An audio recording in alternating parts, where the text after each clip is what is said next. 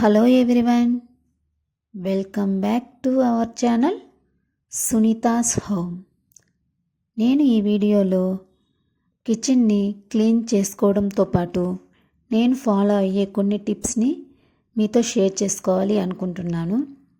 Kitchen వంటగది morning లేచిన దగ్గర నుంచి నైట్ పడుకునేంత వరకు మనం కిచెన్లో చాలా పనులు చేస్తుంటాం, చాలా టైం స్పెండ్ చేస్తుంటాము. 3 పూటలు వండుకోవటం, సామాన్లు కడుక్కోవటం, వాటిని సర్దుకోవటం, అలాంటి వంటగదిలో పనులు కన్వీనియంట్గా చేసుకోవాలంటే అనవసరమైన వస్తువులు ఎంత తగ్గించుకుంటే అంత మంచిది. కిచెన్ ఎంత సింపుల్గా ఉంటే అంత మంచిది. పనిని హాయిగా చేసుకోవటానికి, పని ఎక్కువగా లేకుండా ఉండటానికి, పని చేసుకోవడానికి పట్టే టైంని తగ్గించుకోవటానికి హెల్ప్ అవుతుంది.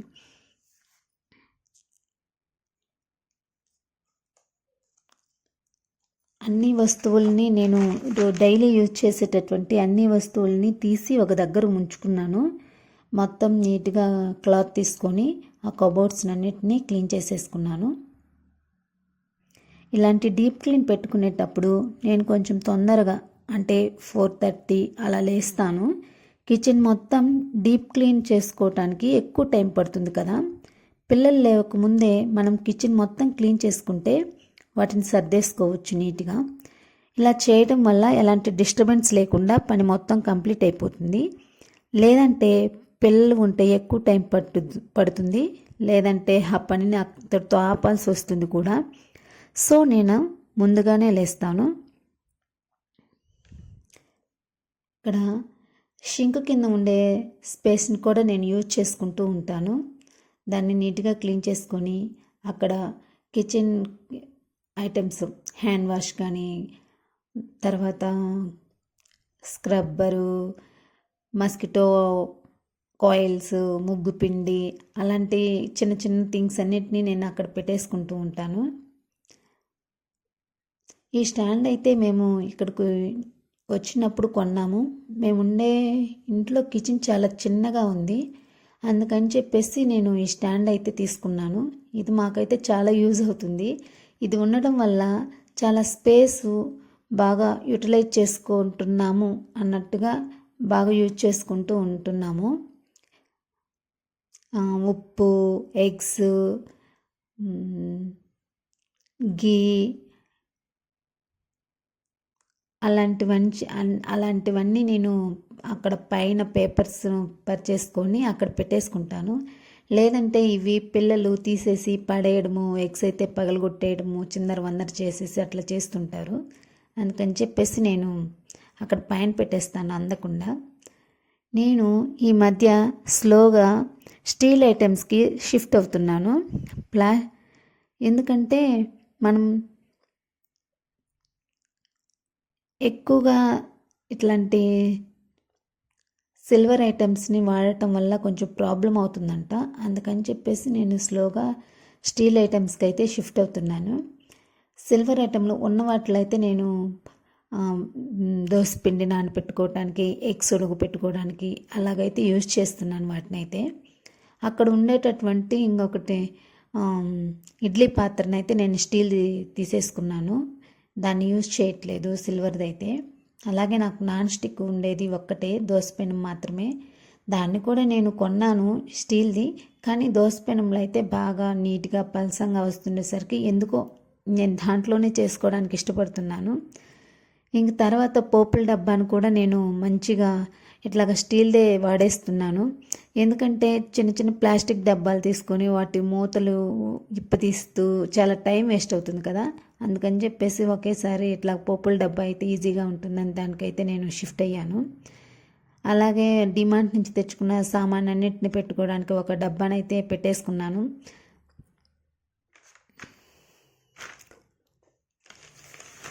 మనం ఏదైనా ఒక వస్తువుని కొన్నామంటే దానిని మెయింటైన్ చేయడానికి ఎక్స్ట్రా పని కూడా చేయవలసి వస్తుంటుంది. అది గుర్తుపెట్టుకొని మనం వస్తువులను కొంటూ ఉండాలి. వస్తువును కొనేటప్పుడు ఈ క్వశ్చన్స్ని మనం వేసుకొని ఆ వస్తువును కొనడం బెటర్. ఈ వస్తువు మనకి నిజంగా యూజ్ అవుతుందా, అది లేదంటే పని ఆగిపోతుందా, ఈ వస్తువు ఎప్పుడో ఒకసారి యూజ్ అయ్యేదా అని, ఉన్న వస్తువులతో ఆ వస్తువు రీప్లేస్ చేయలేమా అని, ఉన్న వస్తువులతో పని చేసుకోగలమా లేదా అని, ఇలా కాకుండా మనకు ఆ వస్తువు నిజంగా అవసరం, ఆ వస్తువు లేకుంటే మనం పని చేయలేము అనుకున్నప్పుడు మాత్రమే ఆ వస్తువును కొనడం బెటరు. నేను డైలీ ఖచ్చితంగా వాడే వస్తువుల్ని అందుబాటులో ఉండేలా చేసుకుంటూ ఉంటాను. వారానికి ఒకసారి అలాగే వాడే వస్తువులను అయితే పైన పెట్టేస్తుంటాను.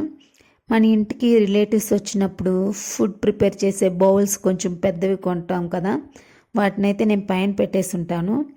అంటే వారానికి ఒకసారి 10 డేస్కి మంత్లీ 1 or 2 టైమ్స్ చేసుకుంటూ ఉంటాం కదా బిర్యానీ, దానికి కూడా కొంచెం పెద్ద బౌలే కావాలి కదా, అందుకని చెప్పేసి నేను దాన్ని కూడా పైన పెట్టేసుకుంటాను, కింద అయితే పెట్టను. డైలీ యూజ్ చేసే వస్తువులను మాత్రమే నేను కింద కబోర్డ్లో అయితే నీట్గా కొంచెం స్పేసియస్గా ఉండేలా నేను అరేంజ్ చేసుకుంటాను. అలాగే ఆ సెల్ఫ్లో కొంచెం స్పేస్ కూడా ఉండేటట్టు చూసుకుంటాను. ఎందుకంటే మనం ఇప్పుడు ఇడ్లీ వారానికి 1 or 2 టైమ్స్ చేస్తాం కదా, ఆ పాత్రని నేను కిందే ఉంచేసి ఆ ఇడ్లీ పిండి మొత్తం కంప్లీట్ అయిపోయిన తర్వాత దాన్ని క్లీన్ చేసి పైన పెట్టేస్తూ అట్లా ఉంటానన్నమాట. అందుకని చెప్పేసి డైలీ యూజ్ చేసే బౌల్స్ ఉండే ఆ సెల్ఫ్లో నేను ఖచ్చితంగా స్పేస్ అయితే ఉంచుకుంటాను. ఇలా చేయడం వల్ల రోజు వాడే వస్తువులను నీట్గా ఆర్గనైజ్ చేసుకోవచ్చు. అలాగే ఆ వస్తువులను యూజ్ చేస్తున్నాము అన్న సాటిస్ఫాక్షన్ కూడా మనకు ఉంటుంది కదా. సో నేను ఆ విధంగా ప్లాన్ చేసుకుంటాను అన్నమాట.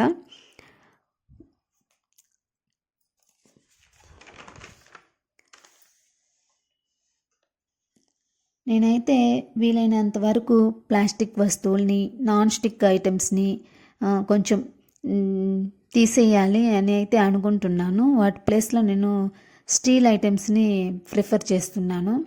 అంటే ప్లాస్టిక్ థింగ్స్ లేని ఇల్లంటూ ఏది ఉండదు కదా. ప్లాస్టిక్ మన లైఫ్లో ఒక పార్ట్ అయిపోయింది. కానీ దాని వాడకం వల్ల క్యాన్సర్ రావటం, అలాంటి చిన్న చిన్న హెల్త్ ఇష్యూస్ రావడం అట్లా జరుగుతుంటుంది.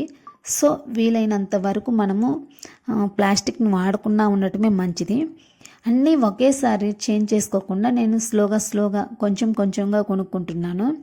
ఎందుకంటే ఒకేసారి కొనాలన్నా కూడా కొంచెం మనీ ఎక్కువ కాస్ట్ అవుతుంది కదా, అందుకని చెప్పేసి నేను ఒకసారి కొన్ని, ఇంకొకసారి ఎప్పుడైనా అలాగా నేను కొంచెం ఇట్లాగా ప్లాస్టిక్ వస్తువులు కాకుండా స్టీల్ వస్తువులను అయితే నేను కొంటూ ఉన్నాను. కిచెన్లో ఐటమ్స్ మనం ఎప్పుడు చేంజ్ చేయం కదా, అందుకని చెప్పేసి మనం వాడేటటువంటి కిచెన్ ఐటమ్స్ని కొంచెం నిదానంగా అయినా సరే స్టీల్ ఐటమ్స్ కొనడమే బెటరు. అవి పాడైపోయాయి అయితే కాదు కదా. అలా మనం వాడకుండా ఎప్పటి నుంచో పడి ఉన్నవి ఐస్ క్రీమ్ డబ్బాలు, ఎప్పుడో ఒకసారి యూజ్ అవుతాయిలే అని ఉన్న వాటన్నింటినీ నేను క్లియర్ చేద్దాం అనుకుంటున్నాను ఈరోజైతే. నేనైతే నా కిచెన్లో వీలైనంత తక్కువ వస్తువుల్ని ఉంచుకొని వాటిని ఎక్కువ సార్లు యూజ్ చేయాలనుకుంటాను. అలా కాకుండా ఎక్కువ వస్తువుల్ని మన దగ్గర ఉంచుకోవడం వల్ల అది దానికి మెయింటైన్ చేయడము, అలాగే ఇట్లాంటి ఫెస్టివల్స్ వచ్చినప్పుడు డీప్ క్లీన్ పెట్టుకున్నప్పుడు మనకు కూడా కొంచెం ఎక్కువ పని పడినట్లు అవుతుంది. సో ఉన్న వస్తువులనే ఎక్కువ సార్లు యూజ్ చేయడానికి నేనైతే ట్రై చేస్తూ ఉంటాను. కబోర్డ్లో ఉండే అన్ని వస్తువులని తీసేసి పైనుంచి నీట్గా క్లీన్ చేసుకుంటున్నాను అనమాట. అంటే అన్ని వస్తువులు ఒకేసారి ఒక దగ్గర ఉంచినట్లయితే మళ్ళీ కొంచెం సర్దుకోవడం కష్టం అవుతుందని చెప్పేసి నేను ఇట్లాగా ఒక్కొక్క ర్యాక్లోది క్లీన్ చేసుకుంటూ దాన్ని సర్దేసి మళ్ళీ అదే ప్లేస్లో ఉంచుకోవడం అట్లా చేస్తూ ఉన్నాను.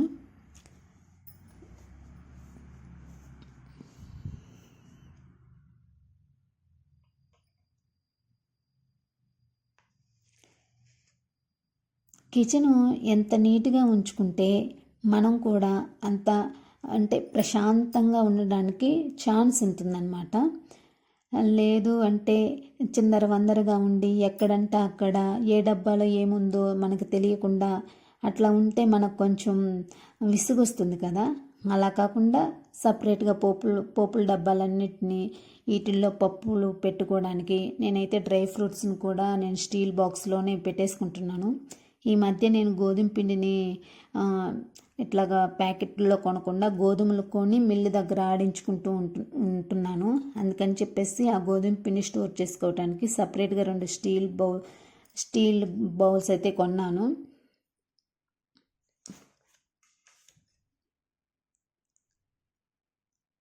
ఎక్కువ ఐటమ్స్ ఏమీ మా ఇంట్లో లేవు.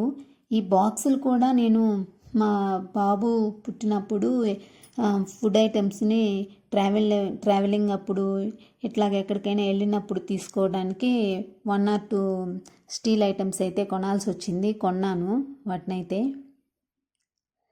ఇక గ్లాసుకి సంబంధించినటువంటి బౌల్స్ లేదంటే డబ్బాలు కొనాలంటే నాకు చాలా భయము. వాటిని మెయింటైన్ చేయడం చాలా కష్టము.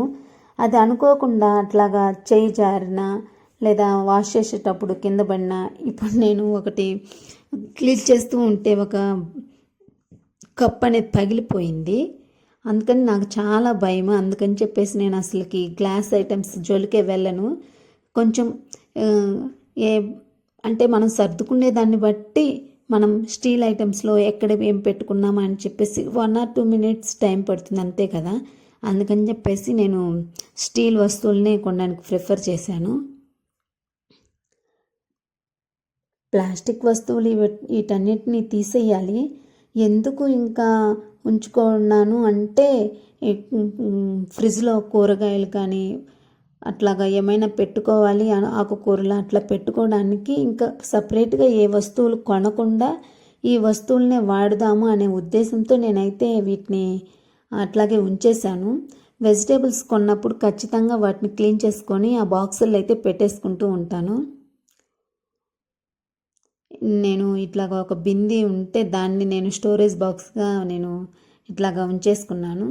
ఫైనల్గా నేను ఇలా అయితే నా కిచెన్ని ఆర్గనైజ్ చేసుకున్నాను. ఎక్కువ ఐటమ్స్ అయితే నా దగ్గర లేవు. ఆల్మోస్ట్ నేను ఈ ఐటమ్స్ అన్నిటినీ ప్రతిరోజు వాడుతూ ఉంటాను. మీకు ఈ వీడియో నచ్చినట్లయితే, మీకు మోటివేషన్గా అనిపించినట్లయితే మర్చిపోకుండా లైక్ చేయండి, సబ్స్క్రైబ్ చేయండి, కామెంట్ చేయండి. మీ ఫ్రెండ్స్ ఎవరికైనా సబ్స్క్రైబ్ చేసుకోండి అని చెప్పేసి చెప్పండి, షేర్ చేయండి. ఇది మోటివేషన్గా ఉంటుంది. మీకు కూడా ఇక్కడ చెప్పినటువంటి టిప్స్ యూజ్ అవుతాయి అని అనుకుంటున్నాను. Thank you.